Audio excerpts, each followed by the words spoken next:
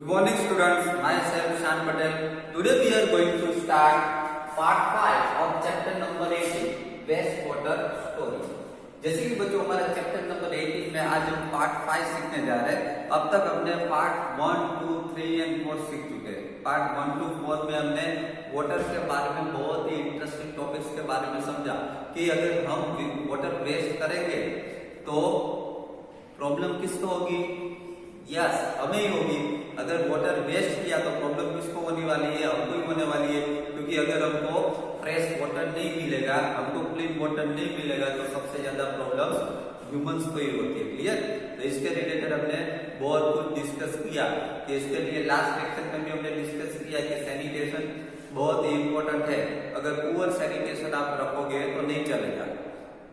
और अगर आप अच्छे सिटीजन हो तो कहीं पे भी समझ लो कि वाटर वेस्ट हो रहा हो, आपको पता है कि यहाँ पे वाटर वेस्ट हो रहा है, तो आपकी ये रिस्पॉन्सिबिलिटी है कि वाटर वेस्ट ना होने दें। ओके, अगर दूसरे आपके फ्रेंड्स, आपके नेबर्स अगर ये कर रहे हैं, वाटर वेस्ट कर रहे हैं, ओके, तो उनको समझाइए कि इस तरीके से नहीं करना चाहिए। उसको प्रॉपर उसको नॉलेज दीजिए कि इसकी वजह से कौन कौन से नुकसान होते हैं, क्या क्या इफेक्ट हो सकती है अगर वेस्ट वाटर वेस्ट करने की वजह से। तो इसके बारे में हमने बहुत कुछ डिस्कस किया। ओके बच्चों, आज के लेक्चर में पार्ट 5 में हम दो टॉपिक के बारे में डिस्कस करने वाले हैं। First one is sanitation at public place. Public place पे किस तरीके से सैनिटेशन होना चाहिए। And second point is conclusion. इस चैप्टर में हमको क्या कंक्लूजन मिलता है उसके बारे में, दोनों टॉपिक के बारे में आज के लेक्चर में हम डिस्कस करने वाले। ओके, तो let's see. First topic is sanitation at public places. Public places में किस तरीके का सैनिटेशन होना चाहिए। First point is in our country fairs are organized periodically. देखो हमको पता है कि हमारी कंट्री में फेयर्स जो लगते हैं वो पीरियडिकली लगते हैं, मींस सीजन वाइज लगते हैं। जैसे कि जनवरी, फरवरी, मार्च, अप्रैल, हमारी कंट्री में बहुत सारे फेस्टिवल्स आते हैं और फेस्टिवल्स के हिसाब से हमारी कंट्री में फेयर्स लगते हैं और वो पीरियडिकली लगते हैं।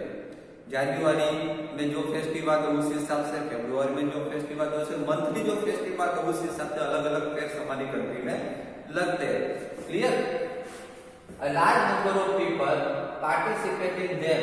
बच्चों हमारी कंट्री में बहुत सारे फेयर्स लगते हैं। ये फेयर्स में बहुत सारे people, large number of people इसमें पार्टिसिपेट होते हैं। आपको पता है जब भी फेयर होता है तो बहुत सारे पीपल जो है वो पार्टिसिपेट होते हैं, आप न्यूज में भी देखते होंगे। Clear? In second point, in the same way, railway stations, bus depots, airports, hospitals are very busy places। इसी तरीके से देखा जाए तो फेयर्स के अलावा भी बहुत सारे ऐसे प्लेसेस है जहाँ पे बहुत सारे पीपल्स इकट्ठा होते हैं। आपने देखा होगा जैसे कि like railway station. Railway station में आप गए होंगे, रेलवे स्टेशन में कितने सारे पीपल इधर उधर घूमते रहते, देखा है ना। देन बस डेपोट्स, बस डेपो में आप जाओ तो वो भी बहुत सारे पीपल वहां पे देखने को मिलेगा। एयरपोर्ट्स पे या फिर हॉस्पिटल में जाओ तो ये सब बिजी प्लेसेस है, वहां पे बहुत सारे पीपल आपको देखने को मिलेंगे, मतलब क्राउड होगा पूरा। Thousands of people visit them daily. ये जो प्लेसेस है वहां पे daily thousands of people visit करते हैं, है ना। हॉस्पिटल से रेलवे स्टेशन, बस डेपोट्स, एयरपोर्ट, ये सब ऐसे क्राउडेड प्लेसेस है, बिजी प्लेसेस है। वहां पे डेली हर रोज थाउजेंड पीपल्स वहां पे ट्रैवलिंग करते हैं। Large amount of waste is dumped here. देखिए इतने सारे पीपल यहाँ पे आते हैं, thousands of people, one day में थाउजेंड्स ऑफ पीपल आते हैं, तो ऑब्वियसली यहाँ पे वेस्ट भी क्या होता होगा, ज्यादा वेस्ट प्रोड्यूस होता होगा। It must be disposed of properly, otherwise epidemics could break out. यहाँ पर ऐसा बताया गया है कि ये जो प्लेसेस जो है क्राउडेड प्लेसेस, वहां पे बहुत सारे पीपल इकट्ठा होते हैं, इसकी वजह से गार्बेज भी वहां पे वेस्ट भी बहुत सारा होता है। क्लियर? तो इतने सारे वेस्ट होते हैं तो ये वेस्ट को प्रॉपर्ली डिस्पोज करना भी बहुत ही इंपॉर्टेंट है, बहुत ही जरूरी है। अगर ये ठीक से डिस्पोज नहीं हो गया है वेस्ट तो क्या हो सकता है, एपिडेमिक्स कुड ब्रेक आउट। इससे वजह से डिसीज भी बढ़ सकते हैं। समझ में आ रहा है? That next point, the government has laid down certain standard of sanitation, but unfortunately they are not strictly enforced. बच्चों यहाँ पर ऐसा बताया गया है कि गवर्नमेंट ने भी कुछ रूल्स निकाले सैनिटेशन के लिए। सैनिटेशन के लिए गवर्नमेंट ने भी बहुत सारे रूल्स निकाले हैं, लेकिन वो रूल्स जो है वो स्ट्रिक्टली फॉलो नहीं हो रहे, क्योंकि रूल्स फॉलो करना किसके हाथ में? हमारे हम जो सिटीजन है उसके हेड में है। अगर हम ठीक से समझेंगे तो हम रूल्स फॉलो करेंगे। समझ में आ रहा है? रूल्स फॉलो करने चाहिए, जो भी गवर्नमेंट रूल्स बना रही है उसको फॉलो करना चाहिए। अगर हम वो फॉलो करेंगे तो ही हमारी कंट्री जो है ठीक से चल पाएगी, अच्छी तरीके से सैनिटेशन हो पाएगा। Then next point, however all of us can contribute in maintaining sanitation at public places. हमें भी क्या करना चाहिए? सैनिटेशन मेंटेनिंग करना चाहिए। अगर हम कोई पब्लिक प्लेसेस में जा रहे हैं तो सैनिटेशन क्या करना चाहिए? मेंटेनिंग करना चाहिए। इसका हमारा ही प्रॉफिट है। समझ में आ रहा है? We should not scatter litter anywhere. हमें कहीं पे भी कोई भी लिटर में कोई भी गार्बेज इधर उधर स्कैटर नहीं करना, इधर उधर नहीं करना है, याद रखेगा। हमारे हेड में पैकेट्स हो, कुछ भी हो, हमारा जो वेस्ट हो तो जाके डस्टबिन में डाल देना चाहिए, इधर उधर मत फेंके कहीं पे। If there is no dustbin inside, we should carry the litter home and throw it in the dustbin. बच्चे यहाँ पर ऐसा बताया गया है कि there is no dustbin inside. अगर आपको साइड पे आप जहाँ पे गए हो वहां पे प्लेसेस में अगर आपको डस्टबिन देखने को नहीं मिलता तो we should carry the litter home. तो जो आपके हेड में जो लिटर जो है, दिस गार्बेज जो है, उसको होम पे लेके चले जाइए, इधर उधर मत फेंके। अगर डस्टबिन आपको नहीं दिखाई देता तो अपने होम पे लेके जाइए गार्बेज को, लीटर को, and throw it in the dustbin, और घर पे जाके डस्टबिन में थ्रो कर दीजिए। समझ में आ रहा है? तो यहाँ पर बच्चों सैनिटेशन एट पब्लिक प्लेसेस में किस तरीके से सैनिटेशन किया जा सकता है उसके बारे में हमने समझा कि पब्लिक प्लेसेस में हम जाते हैं तो हमें पर्सनली सैनिटेशन करना चाहिए। ओके, हमें पर्सनली समझ के सैनिटेशन होना चाहिए। अगर हम ही नहीं समझेंगे, ओके, पर्सनली इंडिविजुअली हम ही नहीं समझेंगे तो क्या होगा? अगर एक गार्बेज थ्रो करेगा इधर उधर तो सभी क्या करने लगेंगे? सभी ऐसे ही सोचेंगे कि ये तो कर रहा है तो हम भी क्यों ना करें। समझ में आया? तो सभी का ध्यान हमको नहीं देना है, हमें अपना ही ध्यान देना है। हमें समझना है कि हम गुड सिटीजन है तो हमें गार्बेज इधर उधर कहीं पे थ्रो नहीं करना चाहिए, ये हमारी रिस्पॉन्सिबिलिटी है, याद रखिएगा। Clear? Okay, now next topic is conclusion. इस चैप्टर में हमें बहुत सारा सीखने को मिला, बहुत सारे टॉपिक्स हमने इस चैप्टर में डिस्कस किए। तो यहाँ से हमें क्या कंक्लूजन देखने को मिलता है? हम क्या सीखे इस चैप्टर से? देखिए, we all have a role to play in keeping our environment clean and healthy. देखिए, मैंने आपको समझाया कि सभी को इंडिविजुअल अपना रोल होता है एनवायरनमेंट के प्रति। हमारा रोल होता है कि हम हमारे एनवायरनमेंट को कैसा रखें? क्लीन एंड हेल्दी रखें। ओके, हमें पर्सनली ऐसा समझना चाहिए कि मैं मेरे एनवायरनमेंट को क्लीन रखूंगा। मैं कभी गार्बेज मींस लिटर, इसको इधर उधर थ्रो नहीं करूंगा। मैं कोई भी गार्बेज होगा, कोई भी वेस्ट होगा तो मैं डायरेक्टली कहाँ डालूंगा? डस्टबिन में डालूंगा, इधर उधर थ्रो नहीं करूंगा। बाकी कुछ भी कर रहे हो वो हमें नहीं देखना है, हमें सैनिटेशन होना चाहिए।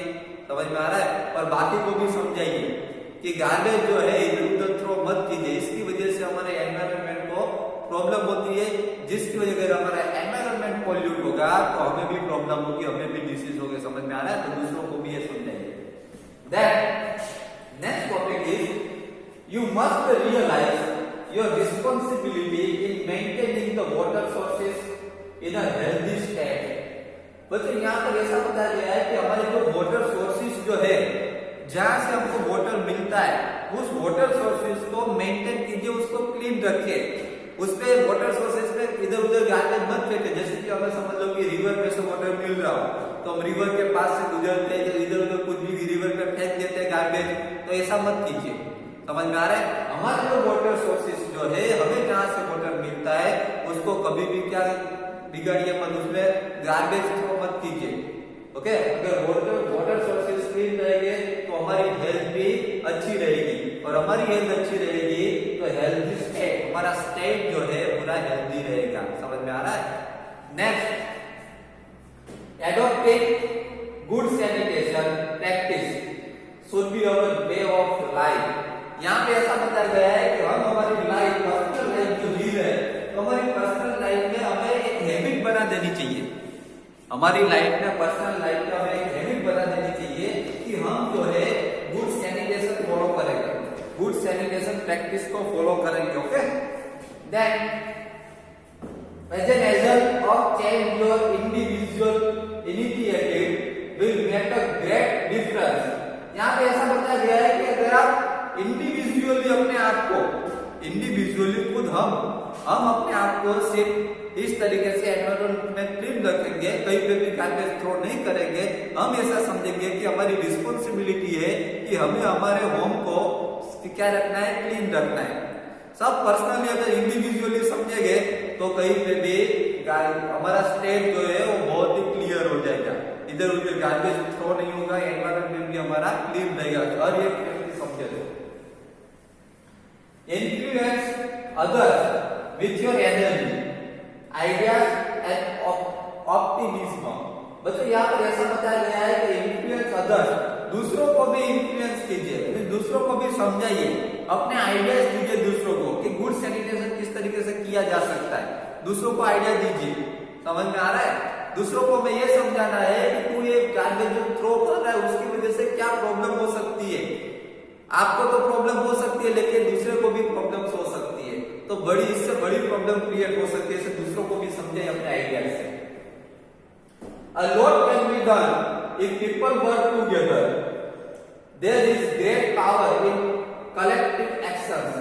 बच्चों यहाँ पर ऐसा बताया गया है कि people together, अगर people सब एक साथ वर्क करें, people सब एक होके एक साथ यूनिटी में समझे तो बहुत ही अच्छा काम हो सकता है।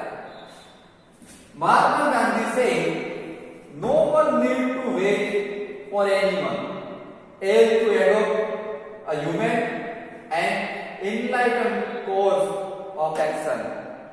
बच्चों देखिए यहाँ पर ऐसा बताया गया है कि महात्मा गांधी ने ऐसा बोला है कि no one need to wait for anyone। अगर आपको अच्छा काम कर रहे हो, अगर आपको अच्छा काम कर रहे हो, no one need to wait, तो किसी का वेट मत कीजिए। ये मत सोचिए कि वो करेगा तभी मैं करूंगा। अगर आपको अच्छा काम करना है तो किसी का वेट मत कीजिए। ओके, वो अपना अच्छा काम को करते रहिए। तो महात्मा गांधी ने यही बताया कि किसी के ऊपर डिपेंड मत रहिए। समझ में आ रहा है? तो बच्चों यहाँ पर हमारा आज का लेक्चर पार्ट 5 में हमने बहुत ही इंटरेस्टिंग टॉपिक्स के बारे में समझा। सैनिटेशन एट पब्लिक प्लेसेस, जब हम पब्लिक प्लेसेस में जाए तो सैनिटेशन कैसा रखना चाहिए, एंड कंक्लूजन, उससे हमें क्या कंक्लूजन मिला। तो बच्चों यहाँ पर आज हमारा पार्ट 5 जो है वो कंप्लीट हो रहा है। इसके साथ ये लेसन नंबर 18 जो है वेस्ट वाटर स्टोरी, वो भी यहाँ पे कंप्लीट हो रहा है। इसके पीडीएफ में आपको अपनी जो स्कूल की एप्लीकेशन है उसमें सेंड कर दूंगा, वो पीडीएफ जो है अपने नोटबुक में नोट डाउन कर लीजिएगा। Okay, thank you very much.